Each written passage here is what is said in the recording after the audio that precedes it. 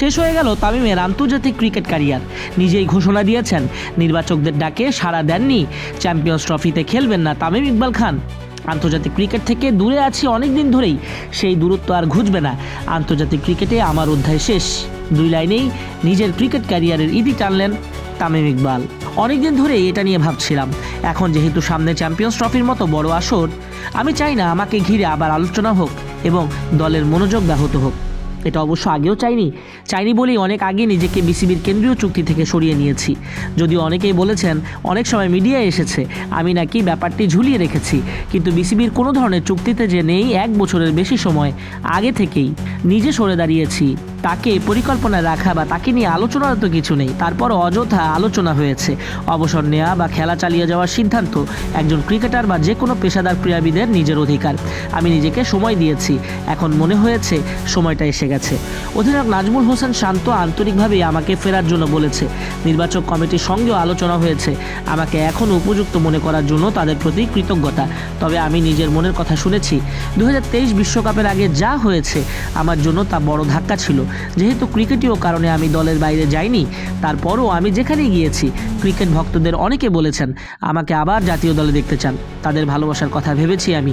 আমার ঘরেও একজন অনুরাগী আছে, আমার ছেলে। কখনো আমাকে সরাসরি বলেনি, কিন্তু তার মাকে বারবার বলেছে বাবাকে আবার দেশের জার্সিতে খেলতে দেখতে চায়। ভক্তদের হতাশ করার জন্য আমি দুঃখিত। ছেলেকে বলেছি, তুমি যেদিন বড় হবে সেদিন বাবাকে বুঝতে পারবে। তামিম ইকবাল এই বলেই তার বিবৃতি শেষ করেন। আর এভাবেই আন্তর্জাতিক ক্রিকেট ক্যারিয়ারের ইতি টানা হয়ে গেছে তামিম ইকবাল খানের। চট্টগ্রামের ছেলে খান সাহেব 35 বছর বয়সে ক্যারিয়ারের ইতি টানলেন। বাংলাদেশের হয়ে 70টা টেস্ট খেলেছেন তামিম ইকবাল, 5000-এর উপর রান করেছেন। ওডিআইতে 243টা ম্যাচ খেলেছেন, প্রায় 8500-এর কাছাকাছি রান করেছেন তামিম। 78টি টি-20 ম্যাচ খেলেছেন। এদিকে ফরচুন বরিশালে তামিমের সতীর্থ মুশফিকুর রহিম স্ট্যাটাস দিয়েছেন তামিমকে ঘিরে। বলেছেন, তামিম, তোমার সব কিছু অর্জন নিয়ে আমি কতটা গর্বিত তা প্রকাশ করতে চাই। দোস্ত, তুমি বাংলাদেশ ক্রিকেটের একজন অসাধারণ ব্যক্তিত্ব এবং বিশ্বমানের ব্যাটসম্যান।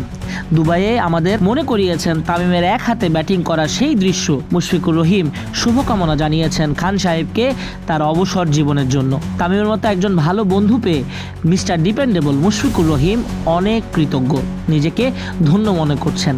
এছাড়াও বাংলাদেশের বহু ক্রিকেটার যারা তামিমকে অনুসরণ করেন, তামিমকে ভালোবাসেন, জাতীয় দলের অনেক সদস্য তামিম ইকবালকে শুভকামনা জানিয়েছেন তার সঠিক সিদ্ধান্তের জন্য।